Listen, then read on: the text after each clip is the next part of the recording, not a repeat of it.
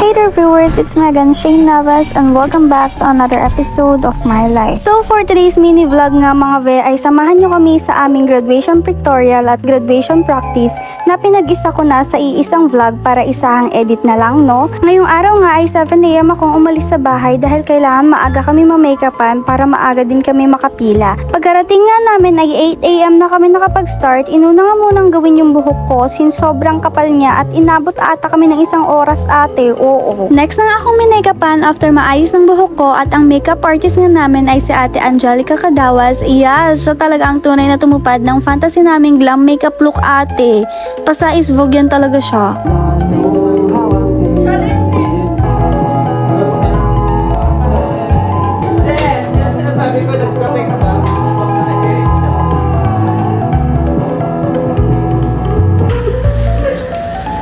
Nakikita naman ako dito. Hindi.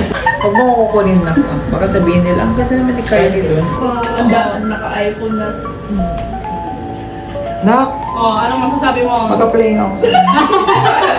Sasayaw ka? Sasayaw siya ba? Nalaban siya. Dancer. Ay, ito oh! Alam mo dun sa may sa may Luna, sa Happy Back. Yung po nag-work ka. Tulungan ko siya. Dito na ako sa 7. Tanggalin na nga natin ito tapos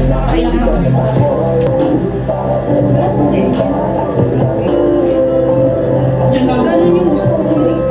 Tapos medyo papati ko doon. Oo nga, Shane. Kanina Go JT. Ano yan? Maarte yung mga boys nyo. Pag maarte sila, go. Hindi sila ano na. Ano to, best mo?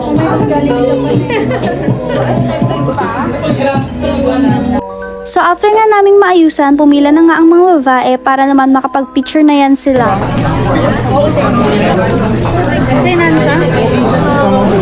Papalagan ko lang tong dalawa.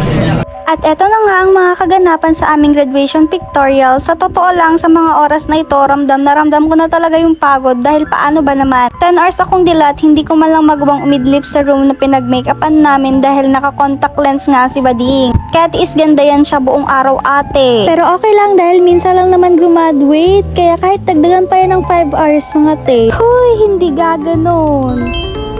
Another day na nga ito mga ve dahil today ay a-attend naman ako ng graduation practice namin.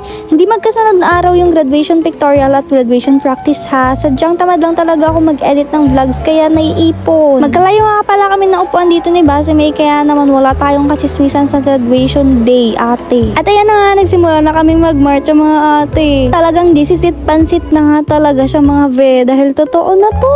Dati nga ay lagi kong sinasabi sa sarili ko na dapat hindi ako sobrang ma-excite dahil baka hindi matuloy pero this time sureness na talaga siya mga ve. Wow!